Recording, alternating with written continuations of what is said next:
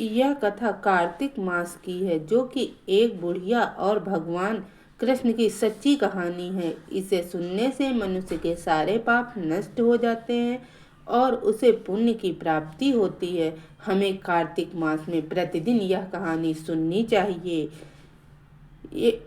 एक बार भगवान कृष्ण और एक बुढ़िया माई थी, जो कि वह भगवान की सेवा में अपना सर्वस्व निछावर करती थी और भगवान की दिन रात सेवा किया करती थी।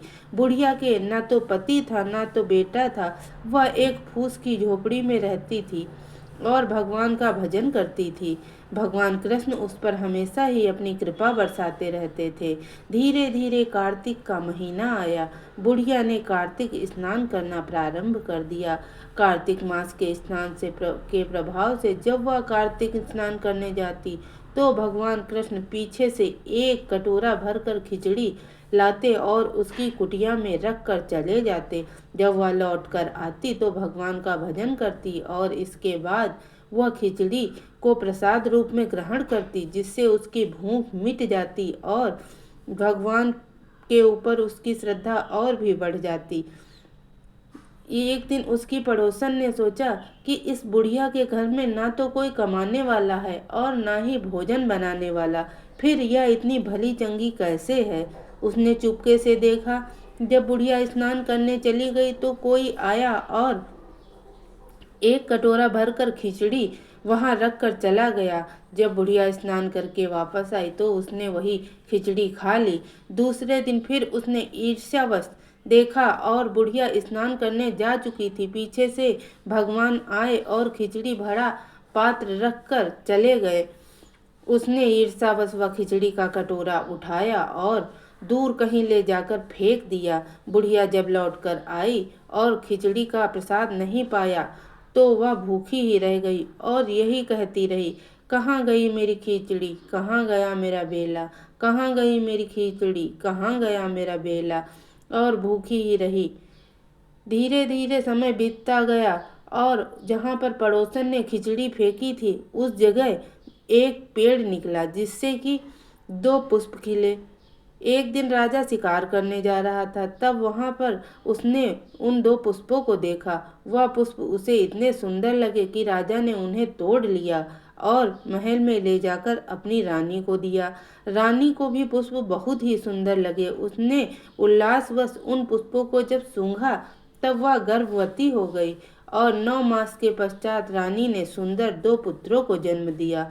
वे पुत्र भगवान कृष्ण के समान ही बड़े ही मनमोहक, बड़े ही अच्छे थे, लेकिन पूरे महल में किसी से भी कोई बात नहीं करते थे। समय बीतता रहा। इधर बुढ़िया यही रटती रही कि कहाँ गई मेरी खिचड़ी, कहाँ गया मेरा बेला। और वे बालक भी बड़े हो गए। एक दिन बालक शिकार करने जाने लगे, तब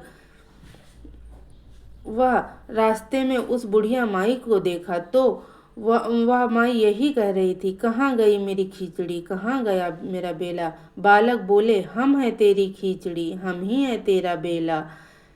जब बालक वापस आए तो राजा को बहुत आश्चर्य हुआ कि यह बालक महल में किसी से कोई बात नहीं करते, फिर उस बुढ़िया से कैसे बात कर रहे थे। राजा ने बुढ़िया को महल में बुलाया और उससे पूछा, मेरे बालक किसी से कुछ नहीं बोलते, फिर तुमसे कैसे बात कर रहे थे। बुढ़िया ने कहा कि जब मैं कार्तिक स्नान करके वापस आती थी तब मुझे एक कटोरा भरा हुआ खिचड़ी का मिलता था।